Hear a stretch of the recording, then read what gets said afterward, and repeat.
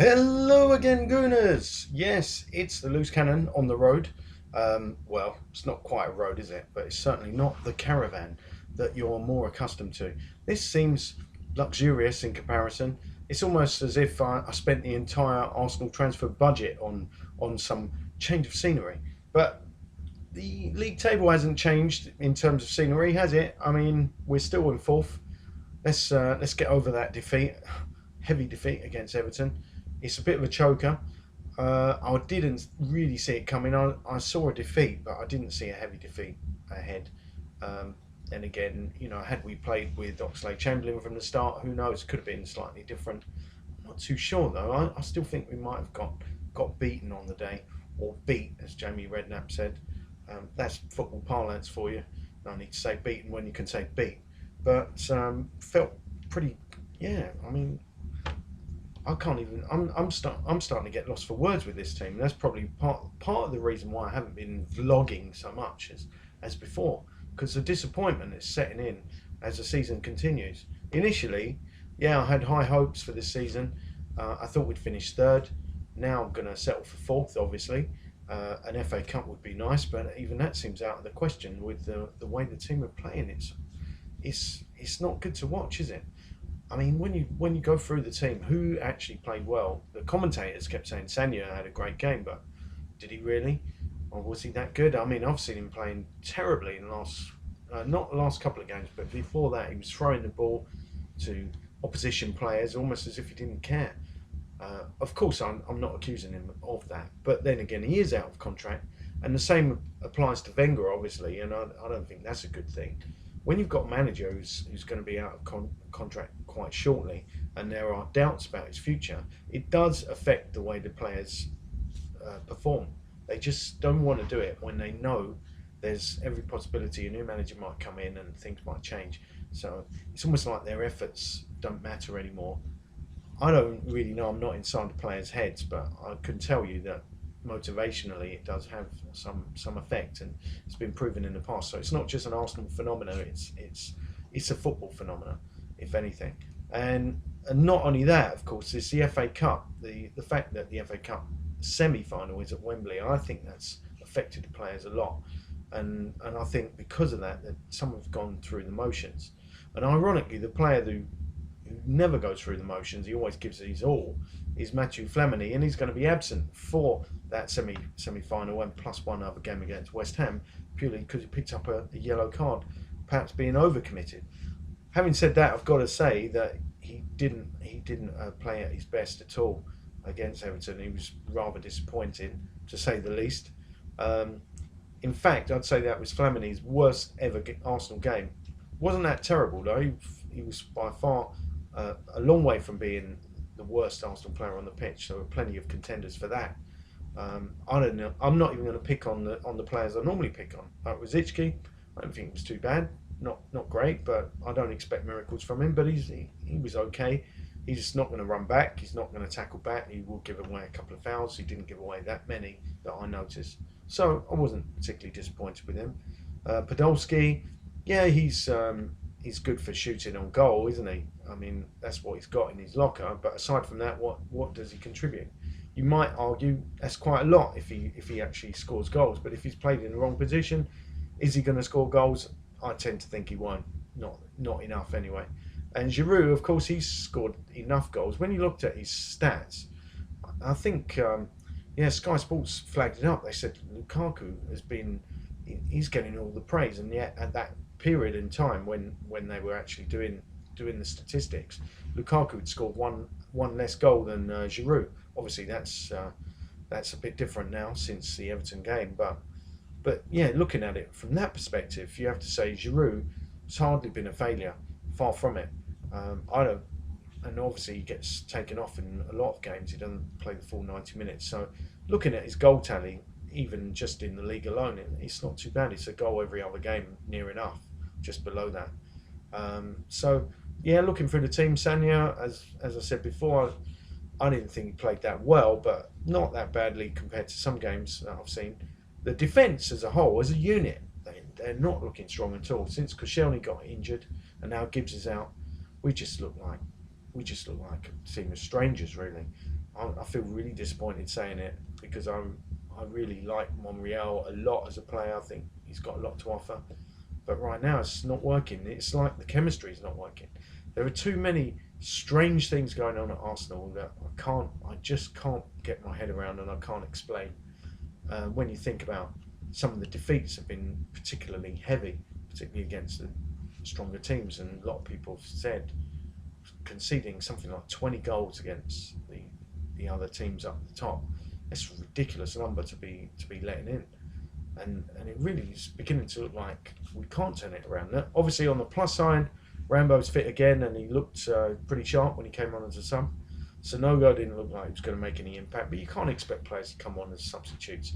And why do we have to wait to the 70th minute to make a substitute, or as near to 70 as Wenger can get without letting in a fourth goal? It's just incredibly stubborn of the man to make us wait that long for a sub, when it was obvious that we were crying out for a substitution a lot earlier than that. The whole I mean, I'm starting to believe there is some truth in this argument about Arteta and Flamini not being a good combination. But in fact, let me rephrase that. What I think is true is I'm starting to think Arteta is completely past his sell-by date, and I really hate saying that because I've been a huge fan of Arteta over the years he's been with us. Not that it's that many years, but a couple of years, isn't it? And been a good captain in Vermaelen's absence, and Vermaelen, he's half the player, if that, since he returned. But looking at Arteta, he's never really had pace, has he? But he's getting caught out a lot recently, and that's worrying. So I'd be tempted to drop Arteta. Nothing to do with Flamini, I wouldn't drop him, but obviously he's going to be out for 2 games. And then there's no width in the side, but this is an ongoing problem. This has been going on since the day dot almost. I don't remember when we did have width. It seems so long ago, and when we've had pace in the team, because again Jamie Redknapp flagged up the idea that we don't have pace in the team anymore, and what pace we've got is on the bench. Oxlade-Chamberlain being the pace in the team, and him alone. So if we're going to do that, put our fastest players on the bench and not play them till the game is over, then we can't really expect to get results away from home. And there is no, how can there be a plan B? Plan A doesn't work, obviously, against the good teams. Will against most teams, because our players are quality players. Whether they're top quality is another story, but they are of a certain quality. And you look at likes of Cazorla today. Cazorla was a huge disappointment. I was surprised at some of his passing. It was atrocious. Again, he's another excellent player, but I've got this feeling that the team are just, part of the reason they're not gelling is there is no system. They've just got to play together and work out where they're all going to run and so on. I don't know how much direction they get from the bench. I suspect that they just make it up as they go along. That seems to be the tactic, as far as I can make out. I can't see, apart from Giroud, I can imagine a team talk go something like that. Go something like this. Oli, I want you to play up front and just hold the ball and try to bring others into it. The rest of you, Rosicky, not so much running from you. I just want you supporting the big man. How about Ox? You stay on the bench until 70th minute, no matter what. Let's look through the rest of the team. Oh, I see. I think Mikel, you should stay deep and pass to our players. And that's the sort of team talk I'm hearing in my head. Like, pretty basic stuff. It's scary. I don't know. I mean, I'm not one of these people that have been on the Wenger out brigade at all, but I'm starting to think that may be the only solution if we can't have a tactical guy in on the bench directing where our players have got to be, and making tactical changes when they're required, not waiting until the 70th minute, throwing on a couple of subs in the vain hope that might turn things around. It clearly wasn't going to make any difference. If anything, we could get a goal at most. By that stage, we're completely devoid of confidence as well. And you see, that is where Wenger's always been strong, is getting the psychology of the team right. And right now, it's their confidence is shot to pieces. It's very hard to see how they're going to get it back. Obviously, with Wigan coming up, that is a you would have to say we should be favourites going into that game, even though our recent form is dire. We should still have enough about us to get a result. But who's he going to play? It's really beginning to baffle me. I'm sort of looking at.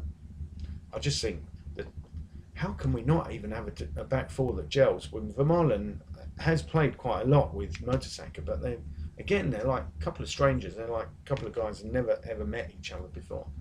They weren't appalling today, but they weren't at their best by a long stretch. And then Monreal coming in, it's just not working either. But then you have to give these guys a bit of credit for working by themselves virtually, because Podolski, what help did he give Monreal? I don't remember him helping hardly at all. And then Cazorla, he didn't help Sanya that much, but maybe Sanya couldn't still do a decent job without a lot of help. But we just look like we're going to get cut open all the time. When a team breaks on us, it looks like, okay, another goal's going to be conceded. Szczesny's not his best. He's a decent keeper. He's got huge when we keep saying this.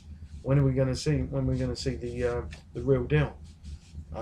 I'm sorry, I'm on a bit of a downer at the moment. I'm trying to find some positive other than Rambo turning out after a long absence. And yes, he did look on his game, and maybe he can make a difference. But just one player, is that really going to make a difference? If we play the Ox from the start, possibly, yeah, that will make a difference too. So here's hoping anyway, because at the moment our fourth spot's in jeopardy with Everton sneaking right up behind us, just 1 point behind with a game in hand. Their running is a bit tougher than ours, so we can take some consolation in that perhaps Everton will falter. They're obviously on a tremendous run at the moment. They've got Manchester City to play at Goodison Park and Manchester United, and can you really see them getting 6 points out of those games? No, I can't see it. As good as they are, they're not that great. They've got some excellent players. And you know what, a funny thing I wanted to mention as well, a funny thing, before the game even started, I was thinking Martinez could be the next Arsenal manager. I don't know, it's just something about the way Arsene Wenger shook his hand. I got the idea that if Wenger is going to move upstairs, somebody like Martinez taking control of team affairs would really suit Wenger. They've got a similar philosophy about football, and I could see that working. Because what Martinez has achieved at Wigan and now at Everton is something special. So we have to give him plaudits for that.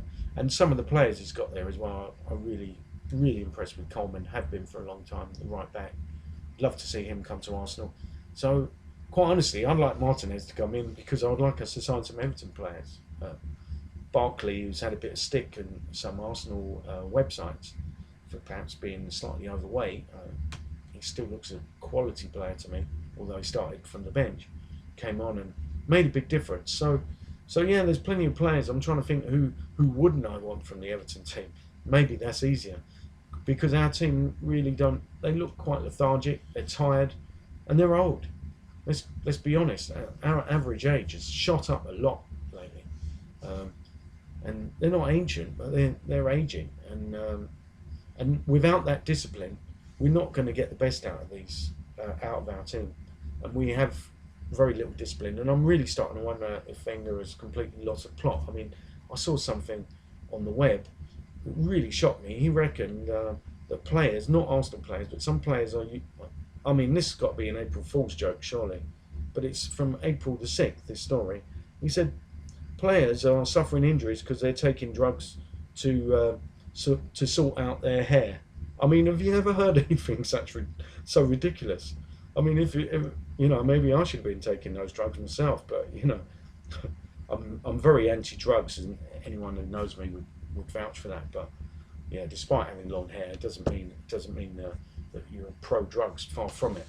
But yeah, I mean, imagine that. How can that kind of medicine, if that's what it is, affect your football performance? I've never heard of such a thing. But yeah, I mean, when he first arrived at Arsenal, obviously Wenger brought in a lot of